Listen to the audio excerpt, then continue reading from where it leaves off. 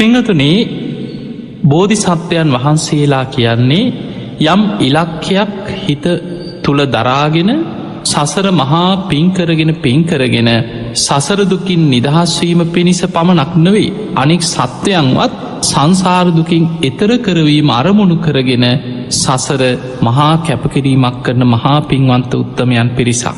ඒ අතර ලෝතුරා බුද්ධත්වයට පත්වෙන මහා පින්වන්ත උත්තමයන් වහන්සේලා පුංචි කාලයක් නෙමේ මනෝ ප්‍රනිධානය වාක් ප්‍රනිධානය සම්පූර්ණ කරලා නියත විවරණ ලැබූ තැනයිනං ප්‍රඥාධික බෝසතාණන් වහන්සේලා සාරා සංකේය කල්ප ලක්ෂයක් දසපාරමී පුරාගෙන තමන්ගේ ඉලක්කයේ තුළ සසර පින්කරගෙන පාරමී ධර්ම පුරාගෙන ගමන් කරන.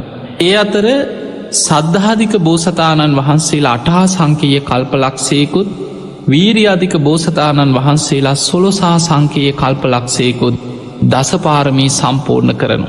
ඒ අතර පාරමී උපපාරමී පරමත්ත පාරමී හැටියට මේ දස පාරමිතා 30 ආකාරයකට සම්පූර්ණ කරගන්නවා ලෝතුරා බුද්ධත්වයේ පිණිස ගමන් කරන මහා පින්වන්ත බෝසතාණන් වහන්සේලා. ඊළඟට පිංගතුනේ පසේ බුදු කෙනෙක් වෙන්න පෙරුම් පුරාගෙන පාරමී පුරාගෙන යන කෙනෙක් ඉන්නවන. අසංකේය දෙහෙකුත් කල්ප ලක්ෂයක් පාරමී උපපාරමී සම්පූර්ණ කළ යුතුයි. ඊළඟට අග්‍රශ්‍රාවකයන් වහන්සේලා අසංකේයකුත් කල්ප ලක්ෂයක් පුරාම පාරමී ධර්ම සම්පූර්ණ කරනවා අග්‍රශ්‍රාවක තනතුරු ලබන්. 80 මහශ්‍රාවකයන් වහන්සේලා ඊළඟට බෝසතාණන් වහන්සේ බුදුවෙන ආත්මෙ මව් පදවිය පිය පදවිය ඊළඟට ඒ යම් යම් තනතුරු ප්‍රාර්ථනා කරන අය කල්ප ලක්ෂේ බැගින් මේ පාරමී ධර්ම පුරාගෙන සසර පින් කරගෙන ඒ ඉලක්කෙ හිත මත දරාගෙන සිතේ දරාගෙන ගුණධර්ම පුරනවා. පිංගතුනේ අග්‍රශ්‍රාවකයන් වහන්සේලා කියන්නේ අසංකේයකුත් කල්ප ලක්ෂයක් පාරමී පුරන. තැන් අපි දන්න අපේ බුද්ධ ශාසනය තුළ සාරිපුත්ත මොග්ගල්ලාන මහරහතන් වහන්සේලා. අසංකේයකුත් කල්ප ලක්ෂයක් පාරමී පුරාගෙන ඇවිල්ල තමයි මේ බුද්ධ ශාසනයේ අගසහු තනතුරු ලැබුයි. ඒ වගේමයි මතු බුදුවෙන මෛත්‍රී බුදුරජාණන් වහන්සේගේ බුද්ධ ශාසනයේ දෑග සව්වන් බවට පත්වෙලා අග්‍රශ්‍රාවක තනතුරු ලබන මහා පින්වන්ත උත්තමය. අසංකේයකුත් කල්ප ලක්ෂයක් පාරමී පුරාගෙන එනවා. දැනටමත් තුසිත දිවිය ලෝකයේ ඒ පාරමී පුරාගෙන වැඩඉන්නවා මතු බුදුවන මෛත්‍රී බුදුරජාණන් වහන්සේට නියමිත කාලයේ පැමිණෙනතෙක්. පිංගතුනී ඒ අතර අපි දන්නවා දුටුගැමුණු රජතුමා සද්ධාතිස්ස රජතුමා ගැන ගත්තොත්. මේ දෙන්න තමයි මතු බුදුවන මෛත්‍රී බුදුරජාණන් වහන්සේට අනාගතයේ දෑග සව්වන් බවට පත්වෙන් අග්‍රශ්‍රාවක දෙනව බවට පත්වෙන්. දුටුගැමුණු රජතුමා කියන්නේ අසංකේයකුත් කල්ප ලක්ෂයක් පාරමී පුරාගෙන යන බෝධිසත් අගසව් තනතුරක් ප්‍රාර්ථනා කරගෙන. අනාගතයේ මෛත්‍රී බුදුරජාණන් වහන්සේ බුදුවෙන කල දකුණත් සව් පදවිය ලබන්නේ මේ දුටුගැමුණු රජතුමා නමින් රජකං කරලා මේ ලංකා භූමිය තුළ ගෞතම බුද්ධ ශාසනයට මහා සෑයවල් ඒ වගේම රට එක්සේසත් කරලා මේ බුද්ධ ශාසනයට ලෝවා මහපාය මිරිස වැටිය ඒ වගේම රුවන්වැලි මහා සෑය ආදී මහා සෑයවල් නිර්මාණය කරලා ශාසනයේ බබලවලා පාරමී පුරාගෙන ගිය මේ මහා පින්වන්ත කෙනා. ඒ වගේමයි එදා සහෝදරය හැටියට මලනුවන් හැටියට විහාර මහාදේවියගේ කුසින් බිහිවෙච්ච සද්ධාතිස්ස රජතුමා අනාගත මෛත්‍රී බුදුරජාණන් වහන්සේ බුදුවෙන කල වමත් සව් පදවිය ලබන වග ඉතිහාස පොත්වල සඳහන් වෙනවා. මෙන්න මේ චරිත දිහා අපි අධ්‍යයනය කරලා ගත්තහම විහාර මහාදේවිය කාවන්තිස්ස රජ්ජුරුව ගැන ගත්තත් ඉතිහාසෙ සඳහන් වෙන්නේ මේ අය මතු බුදුවන මෛත්‍රී බෝසතාණන් වහන්සේගේ ගිහි කල මෑනියම් බවට පත්වෙන්න පියාණන් බවට පත්වෙන්න කල්ප ලක්ෂයක් පෙරුම්පුරාගෙන යන මහා පින්වන්ත දෙන්නේ.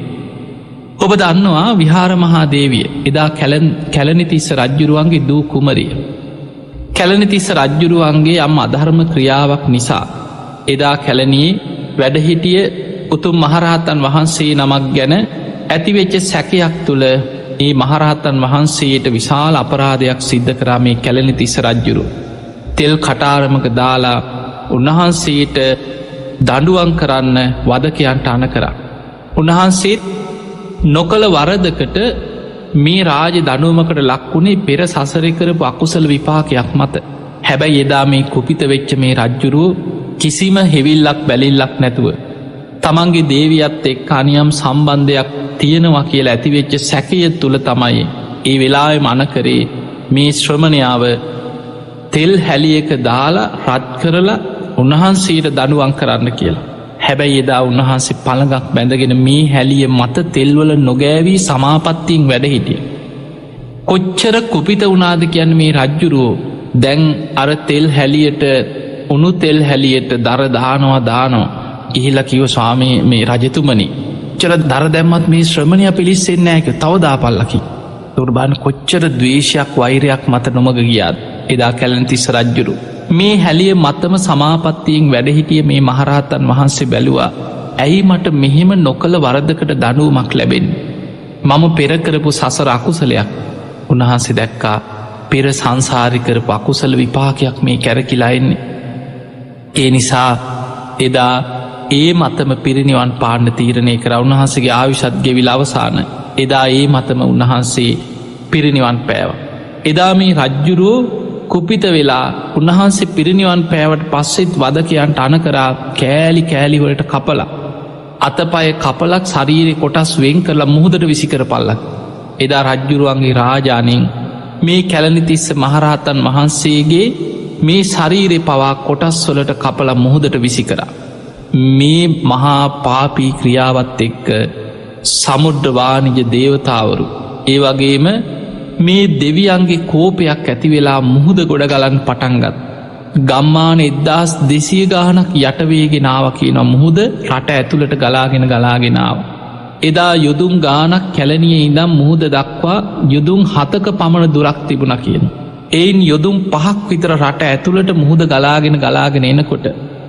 මිනිස්සුන්ගේ ගම්බින් ගෙවල්දරුවල් යටවේගෙන මහ මුහුද මේ ස්වභාව ධර්මය කෝප වෙලා රට ඇතුළට මුහුද ගලනකොට එදා රජ්ජුරුව බය වුණා කලබල වුණා. දැන් තමන් කරපු පාපී දුෂ්ට ක්‍රියාවත් එක්ක තමන්ට කරගන්න දෙයක් නෑ. හැබැයි රජතුමාගේ අනාවැකි කියන අය ශිවරු එදා හිටපු අනාගතය ගැන කියන අය ඔවුන් කියා හිටිය රජතුමනි දේවකෝපයක් මේක දේව සාපයක් වගේ. රජතුමාට මේකෙන් බේරෙන් එකම එක දෙයයි තියෙන්නේ තමන්ගේ පවුලෙ කෙනෙක් ඒ වෙනකොට හිටියේ තමන්ගේ දූකුමරිය පවුලෙ කෙනෙක් මේ මහා සාගරයට බිලි කරන්න මේ සාගරයට පරිත්‍යාගයක් කරලා රජ්ජුරුවන්ට බේරෙන්න්න නම් කැපකිරීමක් කරන්න වෙන රට බේරගන්න රට වැසියම් බේරගන්න මේ මහා සාගරී කුපිත වෙලා තියෙන්නේ කියෝ දේව කෝපයක් කියෝ. එදා එඩිතරව ඉදිරිපත් වනේ මේ මහා පින්වන්ත මේ කුමාරිකාව කල්ප ලක්ෂයක් පෙරුම් පුරාගෙන යනවා මතු බුදුවෙන මෛත්‍රී බුදුරජාණන් වහන්සේගේ ගිහි කල මෑණියන් බවට පත්වෙන්න. මේ විදියට පෙරුම් පුරාගෙන යන මේ මහා පින්වන්ත කෙනා එදා ඉදිරිපත් වනා රජතුමනි මම ඉදිරිපත්වෙනවා. රජතුමනි මම මේ රටවැසියන් වෙනුවෙන් මේ මහා සාගරය වෙනුවෙන් මං ඉදිරිපත්වෙනවා කියල ඉදිරිපත් වනා. එහෙම ඉදිරිපත් වෙලා එදා ලස්සන්ට පුංචි බෝට්ටුවක් වගේ සරසලා මේක සටහනක් තිබ්බා කැලණිතිස්ස රජ්ජුරුවන්ගේ දූ කුමරියයි කියලා සටහන් කරලා කන්න බොඩ්න බඩු කෑම බීම ටිකකුත් මේ බෝට්ටුවට දාලා පාකරලා මුහුදට පාකරලා ඇරිය. බලන්න එදා කිසිම බියක් සැකක් නැතුව රට වෙනුවෙන් තමන්ගේ රටවැසියන් වෙනුවෙන් තමන්ගේ ජීවිතයේ පරිත්‍යාග කරලා මුහුදට බිලිවෙන්න ඉදිරිපත්වෙච්ච ඊය වීර මාතාව තමයි එදා විහාර මහාදේවිය කියලා අපි හඳුන්නන්. මේ විහාර මහාදේවී ගිහිල්ලා එදා මේ බෝට්ටුව මේ මුහුදට බිලිවෙනවා සමගම මුහුදු රල රට ඇතුළට වේගින් ආපු රල ටික ආපහු පහවෙලා ගියා කියනවා. එදා මේ කැලණිතිස්ස දූ කුමරිය කැලණිතිස්ස රජ්ජුරුවන්ගේ දූ කුමරිය වෙච්ච විහාර මහාදේවිය ගොඩ බහින්නේ මේ විදිහට ගිය මේ බෝට්ටුව පාවෙලා යන්නේ එදා දකුණට. එදා රෝහණේ මේ ප්‍රදේශයට තමයි ගිහිල්ලා ගොඩ බහින්නේ. එදා ඒ ප්‍රදේශයේ රජකං කරන්නේ කාවන්තිස්ස රජ්ජුරුව. එදා කාවන්තිස්ස රජ්ජුරුවන්ගේ මේ රාජකීය පිරිස දකිනවා මේ බෝට්ටුවක බොහෝම ලස්සන දිව්‍යාංගනාවක් වගේ තරුණ කුමාරිකාව. මේ බෝට්ටුවකින් මේ දකුණට රෝහණයට ගොඩ බැහැලා තියෙනවා. එතකොට එදා රජ්ජුරුවන්ට දැනුදුන්නට පස්සේ ඇවිල්ල බලනකොට මේක තියෙනවා සටහන් කළ කැලණිතිස්ස රජ්ජුරුවන්ගේ දූ කුමරිය මේ මුහුදට පරිත්‍යාගයක් හැටියට බිලිවුනා කිය. එදා මේ සිදුවීමත් එක්ක තමයි එදා මේ රජ්ජුරුවන්ගේ අගබිසෝ බවට එදා මේ විහාර මහාදේවිය කාවන්තිස්ස රජ්ජුරුවන්ගේ අගබිසෝ බවට පත්වෙන්. මෙන්න මේ විදිහට තමයි මේ අයගේ එකතුවීම මුණ ගැහීම එදා සිද්ධවෙන්. හැබැයි මේ අයට දරුවෝ හිටියේ නෑ. කාවන්තිස්ස රජ්ජුරුව බොහොම සද්ධාවන්ත රජ කෙනෙ. බොහොම සද්ධාවන්තයි කියන්නේ අනාගත මෛත්‍රී බුදුරජාණන් වහන්සේ බුදු වෙන කල පිය පදවිය ප්‍රාර්ථනා කරගෙන කල්ප ලක්ෂයක් පෙරුම්පුරාගෙන යන මහා බෝධි සත්වයෙක් හැටියට ඉතිහාසය හඳුන්නන්. බොහොම සද්ධාවන්ත යාරාම සෙනසුන් හදලා මහා දං වැටවල් පවත්වනවා. භික්‍ෂූන් වහන්සේලාට නිතර රාජ්‍ය අනුග්‍රහයෙන් සිව්පසෙන් ඇප උපස්ථාන කරන. විහාර මහාදේවියත් ඒකටම එකතු වෙලා පින් කරන්න දක්ෂ වුණ. මේ විදිහට පින් කරගෙන දෙන්න බොහෝම ආදරින් බොහොම සමගියෙන් රජකාන් කරගෙන මේ රාජ්‍ය පවත්වගෙන යන අතරතුර ඒ ප්‍රදේශි තිබිච්ච දකුණේ විහාරයක් බවට පත්විච්ච එදා මේ ආරාම සෙනසුනකට දවසක් විහාර මහාදේවිය දානය සකස් කරගෙන ගියා ස්වාමීන් වහන්සේලාට දානි පූජ කරන්න. මේ දානයේ පූජා කරන්න යනකොට තින් ඉන්න ආරාම ඉන්න සියලු ස්වාමීන් වහන්සේලාට දන් පැන් පිළිගන්නලා විහාරස්ථානයේ නායක හාමුදුරන් වහන්සේට ගිහිලා වන්දනා කරපු වෙලාවේ උන්වහන්සේ දිවස්ලාවී 이르දි බල සම්පන්න මහරහතන් වහන්සේ නම. උන්වහන්සේ දිවසින් බැලුවා දේවිය ඔබ බොහොම දුකෙන් ඉන්නේ. ඔබ බොහොම හිත් වේදනාවෙන් ඉන්නේ. ඇයි දේවිය කියලා ඇහුවා. එතකොට කියනවා අනේ ස්වාමීනි පුත් කුමාරයෙක් නැති නිසා රජ්ජුරුව බොහෝම දුකෙන් ඉන්නේ. රජ්ජුරුව රජකම් කරත් රජතුමාගේ හිතේ දුකක් තියෙනවා පුත් කුමාරයෙක් නැති නිසා. ඒ නිසා දරු සම්පතක් නෑ. ඒ දුක තියෙනවා කිව රජකම් බාරගත්. එදා මේ මහරහතන් වහන්සේ බැලුව මේ දේවියට දරු සම්පත් ලබන්න තරම් පුුණේ මහිමයක් තියෙනවත්. උන්වහන්සේ දකිනවා මේ දේවිය සාමාන්‍ය කෙනෙක් නෙමේ මහා පින්වන්ත පාරමී පුරාගෙන යන කෙනෙ. අනාගතයේ බෝධි සත්‍යයන්සේ පෙරුම්පුරාගෙන යන අසංකීයකුත් කල්ප ලක්ෂයක් පාරමී පුරාගෙන යන මහා පින්වන්ත දෙන්නෙක් දරුව හැටියට මේ දේවියගේ කුසින් බිහි වෙලා මේ රටත් ශාසනයත් ආරක්ෂා කරන මහා පින්වන්ත දරුවන් ලබන්න පින තියෙනවා. ඒ අය දැන් කොහෙද ඉන්න කියලා මේ මහරහතන් වහන්සේ දිවසින් බලනකොට දැක්කා මේ ආරාමිම බොහෝම රෝගාතුර වෙලා හිටිය ස්වාමීන් වහන්සේ නමක් මේ මහරහතන් වහන්සේ දැක්. ඒ තමයි එදා දුටුගැමුණු රජ්ජුරුව හැටියට පහළ වෙච්ච කෙනා ඊට පෙරත් දෙව්ලොවින් මනුලොවට ඇවිල්ලා ඒ වෙනකොට ආරාමි සිල් ගුණ දහම් රැකගෙන පාරමී පුරාගෙන බොහෝම සිල්වත්ව ගුණවත්ව තුසිත දෙව්ලොව හිත පිහිටවාගෙන උන්වහන්සේ වැඩඉන්න. එදා විහාර මහාදේවියට මේ මහරහතන් වහන්සිකිනව දේවිය ඔබ යන්න අන්න අර කුටියට. මේ කුටිය වැඩඉන්න මේ ස්වාමීන් වහන්සේ බොහොම වයෝර්දයි. උන්වහන්සේ බොහොම ගිලං වෙලා දැන් වැඩයින්. උන්වහන්සේගේ ආයුෂ දැන් අවසන් වේගෙන යන්න. උන්වහන්සේ තුසිත දෙව්ලොව හිත පිහිටවාගෙන ඉන්නේ. ඔබ ගිහිලා ආරාධනයක් කරන්න. තුසිත දෙව්ලොව උපදින්න පෙර තව එක වතාවක් මේ ලංකා භූමිය ඉපදෙන්න. දේවියගේ කුසේ හිත පිහිටවාගන්න කියලා මනුලවට ආරාධනයක් කරන්න කියව. එතකොට මේ සිදුවීමත් එක්කම එදා විහාර මහාදේවියට බොහොම සතුටක් ඇති වුණා.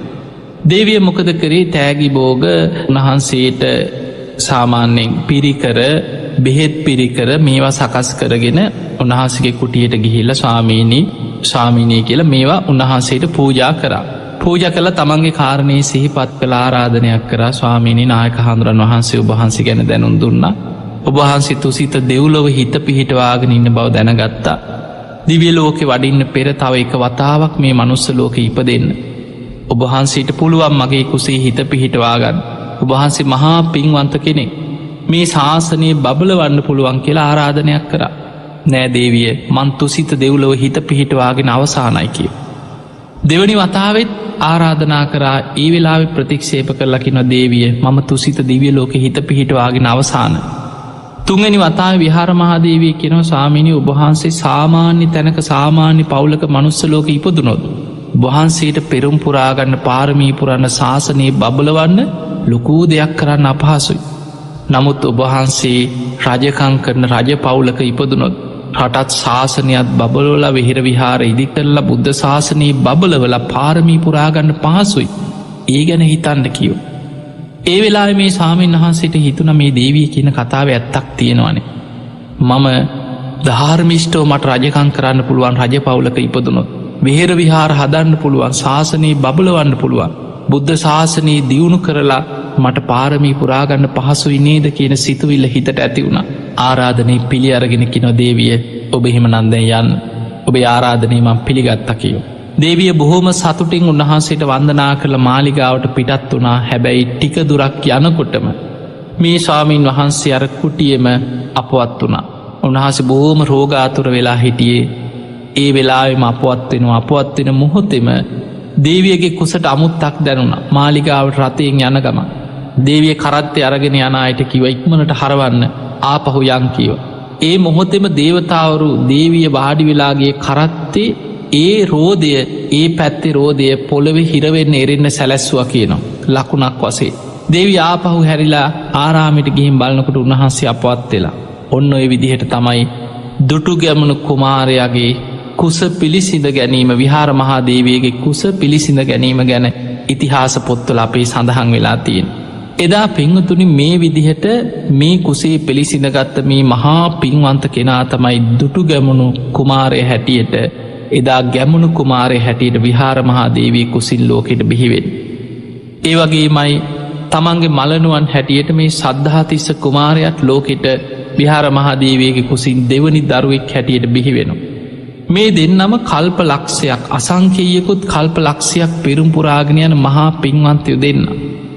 දැන් දුටුගැමුණු රජ්ජුරුවෝ ගැන ඔබට එක පාරට ඉරිහා බලනකොට ඔබ දුටුගැමුණු රජ්ජුරුවෝ ගැන අහලා තියෙන්නේ මේ රට යුද්ධයක් කරා රට එක්සේසත් කරා එලාරව පරාජයට පත් කරා වෙහෙර විහාර හැදවා.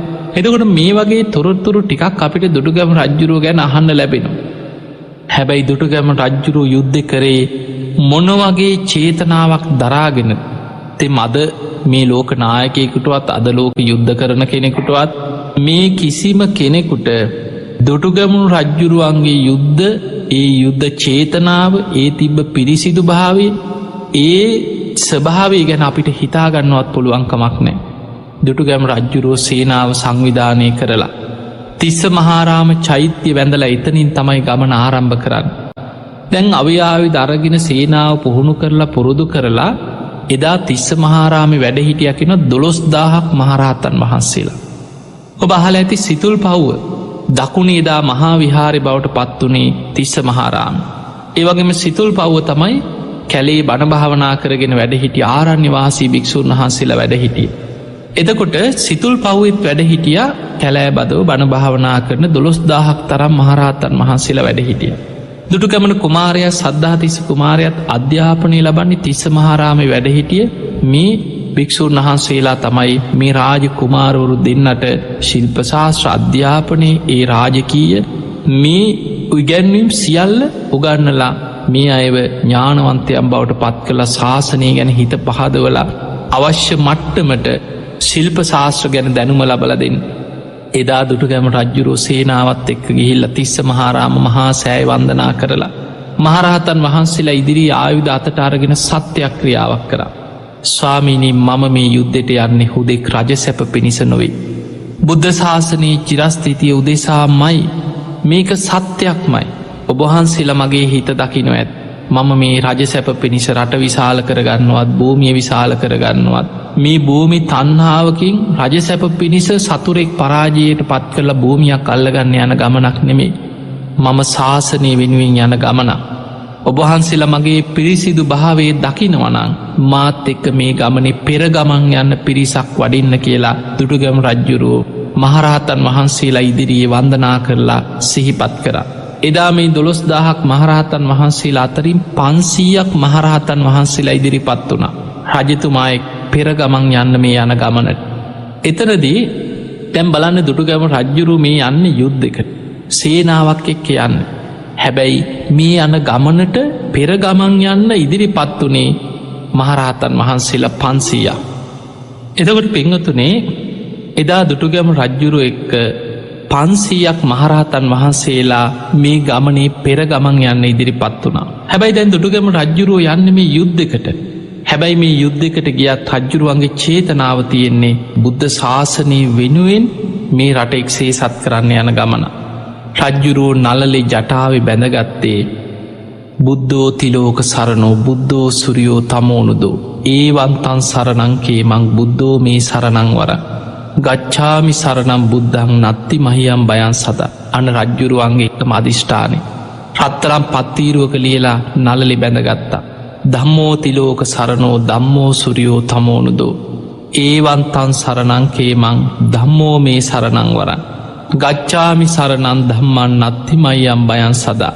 ඒවගේමයි සංඝෝ තිලෝක සරණෝ සංඝෝ සුරියෝ තමෝනුදෝ ඒවන්තන් සරණංකේ මං සංඝෝ මේ සරණං වරං ගච්ඡාමි සරණං සංඝං නත්ති මහියම් බයං සදා. මේ විදිහට බුද්ධ ධම්ම සංඝ කියන තුනුරුවන් ගැන තියෙන ගාථා රත්න තුන නලලි ජටාවේ රත්තරම් පත්තීරුවක ලියලා නලලි බැඳගත්තා.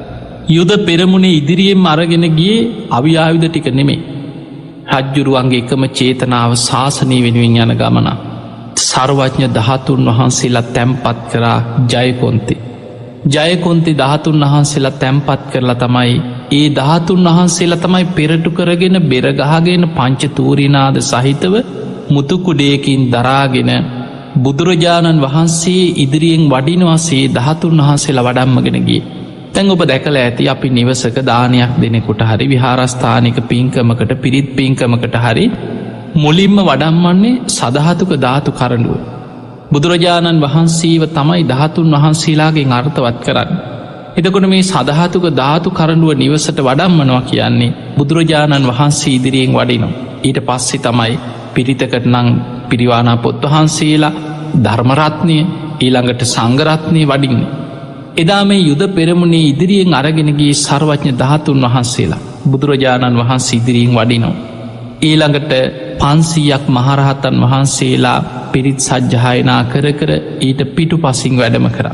ඊටත් පිටු පසින් තමයි රජ්ජුරුව සේනාවත් එක ගමන ආරම්භ කරේ.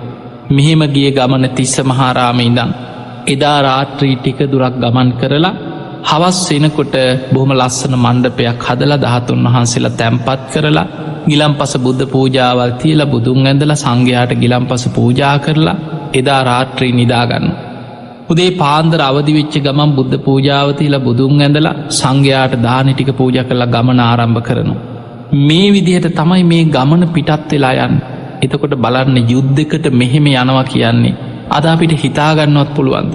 එතකොට මේ රජ්ජුරුවන්ගේ හිතේ තිබිච්චි මොන තරම් පිරිසිදු චේතනාවද්ද කියන එක අපිට පැහැදිලිව පේනවා. දැන් බලන්න මේ යන ගමනේ එදා යුද්ධයට යන අතරතුර දැක්කා මයංගනේ හරහා යනකොට මයංගන මහා සෑය ගරා වැටිලා. එදා අපේ බුදුරජාණන් වහන්සේ බුද්ධත්වයෙන් 9 වෙනි මාසෙ තමයි ලංකාවට වැඩම කරලා යක්ෂයන් පලවා හැරලා එදා සබර්ගමෝ පාලනය කරපු පාලක රජ්ජුරුව බණහල සෝවාන් ඵලයට පත් වුණා. සුමන සමන් දෙවියන් කේශ ධාතු මිටක් ලබා දුන්නා. ඒ කේශ ධාතුන් වහන්සේලා තැන්පත් කළ ඉදිකරපු චෛත්‍ය තමයි මයංගන චෛත්‍ය රාජාණන් වහන්සේ. ඒ වගේමයි බුදුරජාණන් වහන්සේ පිරිනිවන් පෑවට පස්සේ උන්වහන්සේගේ ග්‍රීවා ධාතුන් වහන්සේ සරභූ මහරහතන් වහන්සේ අහසින් අරගෙන ඇවිල්ලා මයංගන මහා සෑයි ධාතු ගර්භය තුළ පිහිටෙව්ව කියලා ඉතිහාසෙ තියෙන. මේ මහා සෑය කරා වැටිලා. හැබැයි යුද්ධෙට යන්න මේ හරහා යන්න ගිය රජ්ජුරුවෝ ගමන ටිකක් නවත්තලා පිරිසත් සේනාවත් එකතු කරගෙන මයංගන චෛත්‍ය ප්‍රතිසංස්කරණය කළ චෛත්‍ය තවත් විශාල කරලා හදනවා. ඒ අතර තමයි බුලතා කියන යෝධයා එදා ඒ වැව සකස් කරන්න. එතකොට අපිට පේනවා මේ විදිහට රජ්ජුරුව යන ගමන තුළ යම් ප්‍රදේශයක් කරහා යනවන්ද ඒ ප්‍රදේශි විහෙර විහාර ප්‍රතිසංස්කරණය කරගෙන වැව් සකස් කරගෙන රටට මහා භාග්‍යයක් කරගෙන තමයි මේ යුද්ධයට යන ගමන පවා මේ බෝධිසත්වයන් වහන්සේ මේ ගමන ආරම්භ කරන්න. එතකොට අපිට පේනවා මේ යුද පෙරමුණේ ගිහිල්ලා එදා මේ රට එක්සේ සත් කරගත්ත දුටුගැමු රජ්ජුරු දැම් බලන්න එලාර මේ රට අවුරුදු 40 ගානක් පාලනය කරපු මේ සොලී පාලකෙක් හැටියට ඉතිහාසි සඳහන් වෙනවා. හැබැයි එලාර පරාජයට පත් කරලා මේ රට එක්සේ සත් කරපු දුටුගැමු රජ්ජුරු කවදාවත් එලාරගින් පරම්පරාවෙන් මුළු සියලු සොලීන්ගෙන් පලිගන්න කල්පනා කරේ නෑ. එලාර වෙනුවෙනුත් මහා සෑයක් ඉදි කෙරෙවුන්. එලාර රජ්ජුරුව වෙනුවෙන් චෛත්‍යයක් ඉදි කර. ඒ විතරක් නෙමේ දුටුගැමු රජ්ජුරුව අන කරා කිසිම කෙනෙක් මේ එලාරගේ සොහොන සෑයක් හැටියට ඉදිකරපු මේ තැන මෙතනින් නට නටා යන්න එපා, බෙරගගහ යන්න එපා, තොප්පිදාගෙන මෙතන ඒ විදිහට අගෞරව වෙන විදියට හැසිරෙන්න එපා. දැන් අනුරාධපුර නගරේ අවුරුදු ගණනාවකට පස්සේ දුටුගැමුණු රජ්ජුරුවෝ මුදවාගත්ත සොලීන්ගේ. දැන් අනුරාධපුරේ ජයශ්‍රී මහ බෝධීන් වහන්සේ වැඩඉන්නවා. මේ බෝධීන් වහන්සේ ආරක්ෂා වුණේ මහා පුදුම විදිහට. එලාර අවුරුදු 40 ගානක් මේ ප්‍රදේශ පාලනය කරත් ජයශ්‍රී මහ බෝධීන් වහන්සේට හානියක් කරගන්න බැරිවුණ ඔහුට. ඒ අතර දුටුගැමුණු රජ්ජුරුවෝ යුද්ධය අවසන් කරලා සේනාවත් එක්ක ඉස්සල්ලාම ගියේ ජයශ්‍රී මහ බෝධීන් වහන්සේට බෝධි පූජාවක් තියන්. මේ යන ගමනේ බෝධීන් වහන්සේට පුද පූජාවන් කරලා ජයශ්‍රී මහ බෝධීන් වහන්සේට බෝධි පූජා තියලා වන්දනා කරලා බුදුන් ඇඳලා එන අතරතුර තමයි අමාත්‍යවරයෙක් මහමෙවුනා උයනේ නිදහසේ ඇවිදගෙන මේ උයන්සිරි නරඹගෙන එනකොට තමයි දකින්නේ එදා සෙල්ටැඹ. එදා මිහිඳු මහරහතන් වහන්සේ දේවානම්පියතිස්ස රජ්ජුරුවන්ට අනාගතේ නුබේ මුණුබුරෙක් හැටියට පහළ වෙන දුටුගැමුණු නම් රජ කෙනෙක් මේ රට එක්සේසත් කරලා මේ භූමියේ මහා සෑයක් කරවනවා කියලා මේ කියපු අනාගත වාක්‍ය සඳහන් කරපු සෙල්ටැඹ දකිනු. ඒ විතරක් නෙමෙයි සංඝයා උදෙසා නවමහල් ප්‍රාසාදයක් ඉදිකෙරෙව්වා. මිරිස වැඩි චෛත්‍ය රාජානන් වහන්සේ ඉදිකරවන්නේ දුටුගැමුණු රජ්ජුරුවෝ. දැන් යුද්ධය අවසන් වෙච්ච ගමන් දුටුගැමුණු රජ්ජුරුවෝ ඉස්සරලාම කරේ සංඝයා රැස් කරන. සංඝයා රැස් කරලා මහා සංඝයාට කියනවා ස්වාමීනි ඔබවහන්සේලා මේ අවුරුදු ගණනාවක් මේ යුද්ධ නිසා ඔබවහන්සේලා පීඩාවට පත්වෙන්නේ නැති. මේ රටවැසියන්ටත් බොහෝ පීඩාවන් සිද්ධ වුණා. ඔබවහන්සේලාට හරියට පෝය කර්ම විනය කර්ම කරගන්න පවා නොහැකි වෙන්න ඇති. ඒ නිසා ස්වාමීනි මම මුලින්ම ඔබවහන්සේලාට පෝය කර්ම විනය කර්ම කරන්න පෝයගයක් හදලා පූජා කරන්න. ඔබවහන්සේලා මට සුදුසු සැලැස්මක් ගෙනත් දෙන්න කිව්වා. ඒ වෙලාවේ රජතුමාගේ මේ ඉල්ලීමට සතුටු වෙච්ච මහරහතන් වහන්සේලා සංඝයා රැස් වෙලා 8 නමක් මහරහතන් වහන්සේලාට පැවරුවා අහසින් ගිහිල්ලා දෙව්ලොවට රජ්ජුරුවෝ ඉල්ලුවේ මට දිව්‍ය විමානික සැලැස්මක් ගෙනත් දෙන්න. 8 නමක් 이르දි බල සම්පන්න මහරහතන් වහන්සේලාට පැවරුවා වහන්සේලා දෙව්ලොවට යන්න. දිව්‍ය ලෝකේ තියෙන බොහොම ලස්සන දිව්‍ය සැලැස්මක් ගෙනහලා රජ්ජුරුවන්ට දෙන්න කිව්වා. එදා බිහිරණී කියන දිව්‍යාංගනාවට තවතිසා දෙව්ලෝ පහළ වෙච්ච නවමහල් සට්ටුවනින් පහළ වෙච්ච දිව්‍ය විමානයක් තිබුණා. මේ විමානය අනෙත් විමාන අභිභවා බැබලෙනවා සට්ටුවනේ. මෙන්න මේ විමානි සැලැස්ම අරගෙන ඇවිල්ලා 8 නමක් මහරහතන් වහන්සේලා රජ්ජුරුවන්ට දුන්නා. රජතුමනි මෙන්න මේ දිව්‍ය විමානි තවතිසා දෙව්ලෝ බිහිරණී කියන දිව්‍යාංගනාවට පහළ වෙලා තියෙන දිව්‍ය විමාන. මේක නවමහල් දිව්‍ය විමානයක්. මේ විදිහට පෝයගයක් කරලා සංඝයාට පූජා කරවන්න ඒ මහල තුළ ඒ භික්ෂූන් වහන්සේලාට පෝය කර්ම කරන්න සුදුසු වෙන ආකාරයට රජතුමා බොහොම සතුටට පත්වෙලා සංඝයා වෙනුවෙන් මේ නවමහල් ප්‍රාසාදය අද අපි කියන්නේ ලුවා මහාපාය මේ පෝයගේ තමයි කරලා සංඝයාට පූජා කරන්න. මේ මහා පින්කම කරන අතරතුර තමයි දුටුගැමුණු රජ්ජුරුවෝ දවසක් නාන්න ගිය වෙලාවේ එදා ජයකොන්තෙත් අරගෙනම ගියා. ජයකොන්තෙ තමයි රජ්ජුරුවන්ගේ ජයග්‍රහණි සංකේත. මේ ජයකොන්තෙ තුළ තැන්පත් කළ තියෙන සර්වඥ ධාතුන් වහන්සේලා. මේක රජතුමා යනකොට ඉදිරියේ පෙරහැරින් බෙරගහගෙන පංචතූරිය නාද සහිතව ධාතු කරඬුවක් වඩම්මනා වගේ මුතුකුඩ දරාගෙන බොහොම ගෞරවාන්විතව තමයි මේ ජයකොන්තෙ වඩම්මගෙන ගියේ. එදා මේ යන ගමනේ රජතුමාට හිතෙනවා දැන් මෙතනදී පැම් පහසු වෙලා ගියොත් හොඳයි. එදා එතන තියෙන ගල් තලාව මත මේ ජයකොන්තේ බොහොම ගෞරවාන්විතව තැන්පත් කරලා ඒ පිරිසට කිව්ව ආරක්ෂාවට වටේට වැඩයි.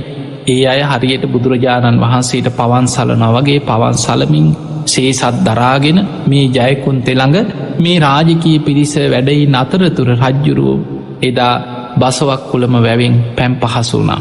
එදා පැම් පහසු වෙලා නාලා ගොඩට ඇවිල්ලා මේ ජයකොන්තෙ ගන්න සූදානන් වෙනකොට ජයකොන්තෙ ගන්න පුළුවන්කමක් නෑ. අර ගල මත එහෙමම පිහිටලා එදා පුදුමයට පත්වෙලාකින රජතුමනි මේ ජයකොන්තෙ එහෙමම පොළොවේ පිහිටලා මොකද අපි කරන්න කිව්වා. ඒ වෙලාවේ රජතුමා ඉක්මනට සංඝයා රැස් කරලා සංඝයාගෙන් විමසනවා ස්වාමීනි හරිම පුදුමයි හරිම ආශ්චර්යමත් දෙයක්. මේ ජයකොන්තෙ මෙතන මේ භූමියේම පිහිටලා තියෙනවා. දැන් අපි මොකද කරන්න කිය. එදා වැඩ හිටි එරුදි බල සම්පන්න මහරහතන් වහන්සේලා කියන රජතුමනි ඔය ජයකොන්තෙ පිහිටලා තියෙන තැන අපේ බුදුරජාණන් වහන්සේ තුන්වෙනි වතාවේ ලංකාවට වැඩම කරපු ගමනේ 500ක් මහරහතන් වහන්සේලා සමග මෙතන සමාපත්තියෙන් වැඩ හිටිය තැන. ඒ නිසා ඔය ජයකොන්තේ තැම්පත් කරලා මෙතන මහා සෑයක් චෛත්‍යයක් කරවන්න. ඒ තමයි මිරිස වැටි චෛත්‍යරාජාණන් වහන්සේ. එදා ජයකොන්තේ නිදන් කරලා දුටුගැමුණු රජ්ජුරු අනුරාධපුර නගරේ රුවන්වැලි මහා සෑ ඉදි කරන්න පෙර තමයි මිරිස වැටි චෛත්‍යරාජාණන් වහන්සේ ඉදි කරන්න. ඉදි කරලා මහා සංඝයා රැස් කරලා මේ මිරිස වැටි චෛත්‍යය ජයකොන්තේ නිදන් කරපු ශාසනයට සඟ සතු කරලා පූජා කරන. දැන් බලන්න මේ විදිහට මේ දුටුගැමුණු රජ්ජුරුව කියන්නේ මොන තරම් මහා පින් කන්දරාවක් රැස් කරගත්ත බෝධිසත්ව චරිතයක්ද.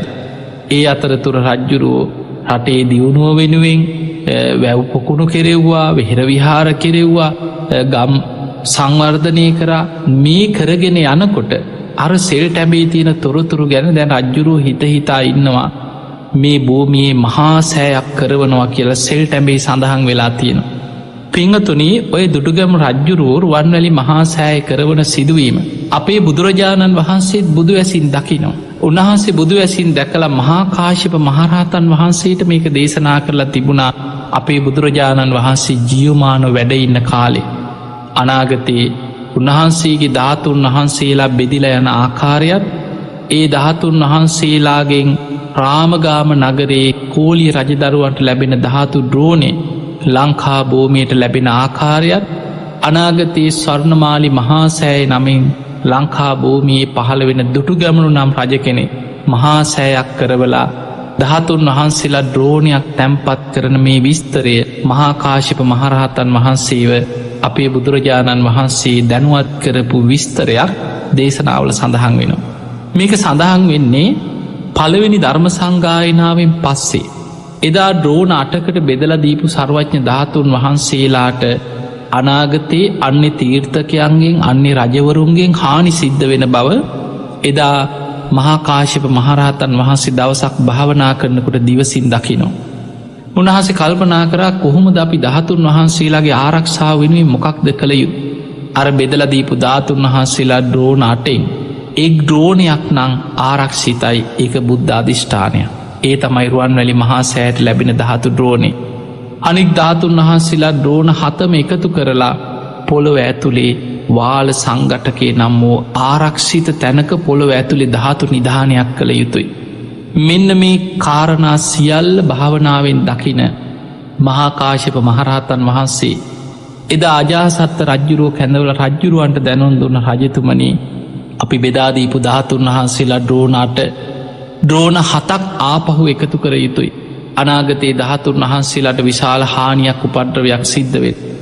එදා මේ මත අර බෙදලා දීපු ධාතුන් වහන්සේලා ආපහු එකතු කෙරෙව්වා. ඒ සෑවල්වල ඒ චෛත්‍යවල ධාතුන් වහන්සේලා ඊටාම ස්වල්පේ බැගින් තියෙන ඇරලා ඒ ධාතුන් වහන්සේලා ආපහු මහා කාශ්‍යප මහරහතන් වහන්සේගේ මූලිකත්වයෙන් රජදරුවෝ දැනුවත් කරලා ධාතුන් වහන්සේලා ආපහු ලබාගත්. හැබැයි මේ සියල්ලට අනුග්‍රහය දුන්නේ අජාසත්ත රජ්ජුරුව. රජ්ජුරුව කිව්වා ස්වාමීනි මම ධාතු නිධානයට කටයුතු සංවිධානය කරන්න. පොළොව ඇතුලේ ධාතුන් වහන්සේලා නිදන් කරන්න ඔබ වහන්සේලාගේ අවශ්‍යතාවයේ පරිදි ඔබ වහන්සේලා මට උපදෙස් දෙන විදිහට මං හැමදේම කරන්න. හැබැයි ඒ රජදරුවන්ට බෙදා දීපු ධාතුන් වහන්සේලා ආපහු ඉල්ල ගැනීම ඔබ වහන්සේ සතුයි. මොකද ධාතුන් වහන්සේලා බෙදලා දෙන වෙලාවෙත් තව පොඩ්ඩින් යුද්ධයකට පැටලෙන්න වෙනවා. ඒ නිසා මම ධාතුන් වහන්සේලා ආපහු ඉල්ලන්න ගියොත් ඔවුන් මා එක්ක යුද්ධ කරන්නේ වෙයි. ඒ නිසා ඔබ වහන්සේලාට ඒක බාරයි. ආරක්ෂා කරන කටයුතු තුළ ගොඩනැගිලි ඉදිකිරීම පොළොව ඇතුලේ ආරක්ෂා කරවීම ඒ ආරක්ෂිත වැඩපිළිවෙල ඒව මං කරන්නම් කියෝ. ඔය විදිහට අර බෙදලා දීපු ධාතුන් වහන්සේලා ද්‍රෝණ 8න් ද්‍රෝණ 7ක් එකතු කරා. එකතු කරලා රජගහනුවර විශාල ගල් පර්වතයක් පිහිටි භූමියේ පර්වතය උන්වහන්සේලා 이르දියෙන් එතනින් අතුරුදහන් කරලා එතන තමයි කියන පොළොව ඇතුළට හාරලා වටේට බැඳලා පොළොව ඇතුලේ චෛත්‍යයක් හැටියට සකස් කරනවා. මේ චෛත්‍යය තුල අර එකතු කරගත්ත ධාතුන් වහන්සේලා ද්‍රෝණ 7ම කරඬු 7ක තැන්පත් කරනවා. එතනදී අජාසත් රජ්ජුරු අහනවා මහාකාශ්‍යප මහරහතන් වහන්සේගෙන් ස්වාමීනි බුදුරජාණන් වහන්සේගේ ධාතුන් වහන්සේලා ද්‍රෝණ 8ක්නේ. ඇයි අපි ද්‍රෝණ 7ක් විතරක් ආරක්ෂා කරන්න. කෝ රාමගාම නගරේ කෝලිය රජදරුවන්ට ලබා දීපු ධාතුන් වහන්සේලා ද්‍රෝණය කියලා. අන්න එතනදී මහා කාශ්‍යප මහරහතන් වහන්සේ දේශනා කරනවා රජතුමනි ඒ ධාතුන් වහන්සේලා ද්‍රෝණය අපි අමුතුවෙන් ආරක්ෂා කළ යුතු නෑ. බුද්ධ අධිෂ්ඨානයක් මත ඔය ධාතුන් වහන්සේලා ද්‍රෝණයම තව ටික කාලෙකින් නාගලෝකෙට යනවා කියෝ. මොකද ඒ වෙනකොට ගංගානං ගඟ අසල චෛත්‍යයක් හදලා රාමගාම නගරේ කෝලිය රජදරුව ඒ මහා සෑයට ධාතුන් වහන්සේලා තැන්පත් කළ වන්දනා කරනවා. විශාල ගං වතුරක් එක්ක චෛත්‍ය කඩාගෙන ගඟට වැටිලා කරඬුව ගඟ දිගේ පාවෙලා බුද්ධ රශ්මි විහිදෝමින් මහා සාගරයට යනවා. සාගරයේ මත ගිලෙන්නේ නැතුව බුද්ධ රශ්මි විහිදමින් පාවෙන මේ කරඬුව දකින නාගලෝකේ නාගයන් කරඬුව නාගලෝකෙට අරගෙන යනවා. නාගලෝකයේදී අවුරුදු ගණනාවක් නා රජවරු ධාතු මන්දිර මවාගෙන මේ ධාතුන් වහන්සේලාට පුද පූජා කරනවා. රජතුමනි ඔය නාගලෝකෙට අරගෙන ගිය ධාතු කරඬුව අනාගතයේ ලංකා භූමියේ දුටුගැමුණු නම් මහා පින්වන්ත බෝධිසත්ව රජ කෙනෙක් පහළ වෙලා මහා සෑයක් කරවලා නාගලෝකෙන් ඔය ධාතුන් වහන්සේලා අරගෙන ඇවිල්ලා මේ මහා සෑයි තැන්පත් කරනවා. ඒක බුද්ධ අධිෂ්ඨානයක්. බුදුරජාණන් වහන්සේ මේ කාරණී බුදු වැසින් දැකලා දේශනා කරලා තියෙන. එනිසා රජතුමනියේ ධාතුන් වහන්සේලාගේ ආරක්ෂාව ගැන අපි කලබල විය යුතු නෑ කියෝ. එතකොට බලන්න බුදුරජාණන් වහන්සේ පවා අනාගතයේ මේ රුවන්වැලි මහා සෑ ඉදිවෙන ආකාරය ධාතුන් වහන්සේලා රුවන්වැලි මහා සෑයට ලැබෙන මේ සියලු සිදුවීම් බුදු වැසින් දැකලා දේශනා කරපු විස්තර ඉතිහාසෙ සඳහන් වෙනවා.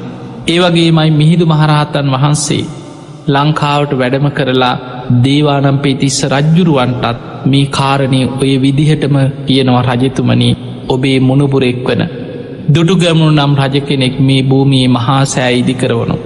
මොකද ඒකට හේතුව දේවානම්පියතිස්ස රජ්ජුරුවෝ මේ භූමියේ මහා සෑයක් ඉදිවෙනවා කියලා මිහිඳු මහරහතන් වහන්සේගෙන් දැනගත්ත වෙලාවේ රජ්ජුරුවෝ කියන අනේ ස්වාමිනියේ සෑය මම ඉදි කරන්න ඔබහන්සේ මට උපදෙස් දෙන්න. එතනදි තමයි මිහිඳු මහරහතන් වහන්සේගෙන් රජතුමනි ඔබ මේකට සුදුස්සන් නෙමෙයි. අනාගතයේ ඔබේ මුණුබුරෙක් පෙරුම් පුරාගෙන යන මහා පින්වන්ත බෝධිසත්වයෙක් මේ චෛත්‍ය ඉදි කරන්නම ලෝකෙට පහළ වෙනවා කියෝ. එතකොට දේවානම්පියතිස්ස රජ්ජුරුවෝ කියන ස්වාමීනි මගේ මුණුබුරෙක් නම් මේ මහා සෑ ඉදි කරන්න මම ඉදි කරා හා සමානයි. එහෙමනම් ඔබහන්සේලා මට උපදෙස් දෙන්න ඊට අවශ්‍ය වෙන විදියට මම මොකද්ද කළ යුත්තේ?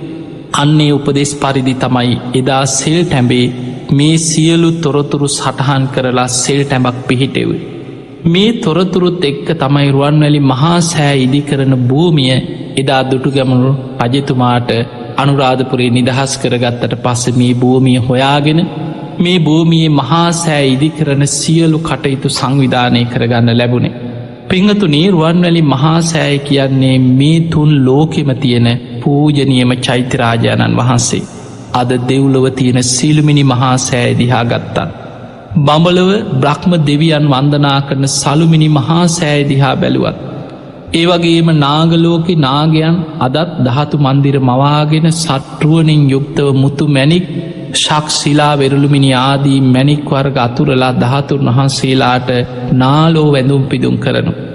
මේ මනුලොව දඹදිව තියෙන සිද්ධස්ථාන දිහා බැලුවත් මේ ලංකා භූමියම තියෙන සෑම චෛත්‍යයක් දිහා බලාගෙන ගියත් මේ දසදහසක් ලෝක ධාතුව දිහා බැලුවත් වැඩිපුරම සර්වඥ ධාතුන් වහන්සේලා ප්‍රමාණයක් වැඩඉන්න මේ තුන් ලෝකෙම තියෙන පූජනියම චෛත්‍යරාජාණන් වහන්සේ තමයි රුවන්වැලි මහා සෑය. ඒවගේම රුවන්වැලි මහා සෑය කියන්නේ අවුරුදු 5000ක් යන්නතෙක් දෙව් මිනිසුන්ගේ වන්දනා ලබමින් ධාතු පරිනිර්වාණය වන තෙක් කිසිම ස්වභාවික විපතකටවත් හානියක් කරන්න බැරිවන ආකාරයට ආරක්ෂා වෙලා පවතින මහා සෑයක්. අපි දන්නවා පෘතුගීසි ලන්දේසි ඉංග්‍රීසි යුගවල මේ චෛත්‍ය ගරා වැටුන හැබැයි ගරා වැටෙන්නේ ඔය පිටිං තියෙන ඔය ආලේප කරලා තින් සමයට ගඩොල් ටික වටේ තියෙන ඒ කපරාදුව මේ ටික කඩාගෙන වැටුනට ධාතු ගර්භය මේ ඇතුළේ තියෙන මේ ධාතුන් වහන්සේලා නිර්මාණ ඒවයි ආකාරයම පවතිනු. මහරහතන් වහන්සේලාගේ අධිෂ්ඨානය මත අවුරුදු 5000ක් පවතින ආකාරයට අධිෂ්ඨාන කරලා තුම් මහල් පේශා වලල්ල පමණක් 9 වතාවක් පොළොවට ගිලා බැස්සෙව්ව. ඔය පේශා වලලු 3 වගේ 9 වතාවක් ඇතුළට ගිලා බැහැපු පේශා වලලු 3 ඒවා 9ක් ගඩොල් 90 කෝටියක අත්තිවාරමක් මත තමයි මේ මහා සෑය ඉති වෙලා තියෙන්නේ. ඒ පේශාවලලු 3 බැගින් 이르දි බල සම්පන්න රහතන් වහන්සේලා 9 වතාවක් පොළොවට මේ මහා චෛත්‍ය ඉදි කරන මේ භූමිය ගිලා බස්වන්නේ අනාගතයේ ස්වභාවික විපතකින් භූමි කම්පාවකින් කිසිම හේතුවකින් මේ මහා සෑයට හානියක් උපද්‍රවයක් ඇති නොවෙන්. ඒ නිසා මේ 3 ලෝකේම ගත්තාම අදටත් තුනුරුවන්ගේ බුද්ධ ශක්තිය ධර්මී තියෙන ශක්තිය ඒ වගේම මහරහතන් වහන්සේලාගේ ශක්තිය මේ තුනුරුවන්ගේ බලය පැත්තෙන් ගත්තොත් තුනුරුවන්ගේ ශක්තිය පැත්තෙන් ගත්තොත් රුවන්වැලි මහා සෑය තරම් බල සම්පන්න තැන රුවන්වැලි මහා සෑය තරම් පූජනීය තැන ඒ තරත් දෙව්බමුන්ගේ වන්දනා ලබන චෛත්‍යයක් මේ 3 ලෝකෙම අපට දකින්න පුළුවන්කමක් නෑ. ඔබ අහල ඇති අතීතයේ මේ අනුරාධපුරේ රජකං කරපු භාතිකාබේ රජ්ජුරු. මේ භාතිකාබේ රජ්ජුරෝ තමන්ගේ රටවැසියන්ට අමාත්‍යවරු පත් කරලා රටේ ඒ පළාත් වෙන වෙනම මල් වවන්න කාලයක් යොමු කරා. රුවන්වැලි මහා සෑයම මලින් පුදන්න රජ්ජුරු තීරණය කරලා. එදා මේ භාතිකාබේ රජ්ජුරෝ රටේ එක ප්‍රදේශයක් අමාත්‍යවරුන්ට පැවරුවා ඉද්ද වවන්න. තවත් රටේ එක ප්‍රදේශයක් දෑ සමන් මවන්න කියෝ. ඊළඟට සමන් පිච්ච ඔය විදිහට ලංකාව පුරාම සුවඳ මල් වර්ග රජතුමාගේ රාජ්‍ය අනුග්‍රහයෙන් අමාත්‍යවරු යොදෝල වගා කෙරෙව්. අද අපි අස්වැන්න නෙලනවා වගේ එදා රටපුරා මිනිස්සු යොදෝලා ඒ පලාත්වල මල් වගා කරලා. මේ සියලුම මල්වර්ග එකතු කර එකම දිනයක රටේම මිනිස්සු එකතු කරලා මල් කරත්තවලින් අරගෙන ඇවිල්ලා රුවන්වැලි මහා සෑය මල් ඔටුන්නක් වගේ මල්වලින් සැරසුව කියලා ඉතිහාස සඳහන් වෙනවා. එතකොට අපිට පේන අතීත රජවරු මේ මහා සෑය මලින් පුදලා තියෙන මේ ආකාරයෙන් මේ දුටුගැමුණු රජ්ජුරුව අදත් දුටුගැමුණු දෙවියන් නමින් දෙව්ලෝ වැඩඉන්න. දුටුගැමුණු රජ්ජුරුවන්ගේ අවසන් සුසුම් පොද හෙලන්නේ මේ රුවන්වැලි මහා සෑ සලපතල මළුයි.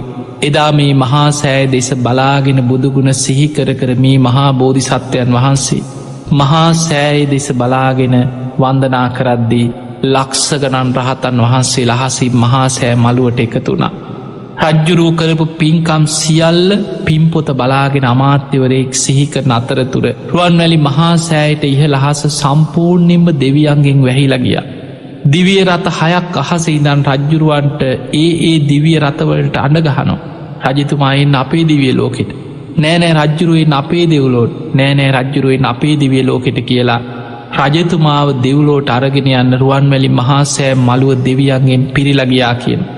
එදා පිරිත්තහල අවසන් වෙච්ච දුටුගැමුණු රජ්ජුරුවෝ එතන වැඩහිටිය මහරහතන් වහන්සේලා අතරින් තේරපුත්තාබේ මහරහතන් වහන්සේගේ විමසවා ස්වාමීනී මෛත්‍රී බෝසතාණන් වහන්සේ වැඩඉන්න මොන දෙව්ලෝද. මේ දිවිය ලෝක 6ම දෙවියන් මට අඬගහනවා. එතකොට උන්වහන්සේකිනොත් තුසිත දෙව්ලොවයි. එහෙමනම් මමත් තුසිත දෙව්ලෝම හිත පිහිටෝනවා කියලා නින්දෙන් පිබිදිය වගේ මහා සෑ මළුවේම අවසන් හුස්ම හෙලලා තුසිත දිවිය ලෝකෙන් ආපු දිවිය රතේ පහළ වනා කියන. අදටත් දුටුගැමුණු දෙවියන් තුසිත දෙව්ලොව දෙවියන් පිරිවරාගෙන වැඩඉන්නවා.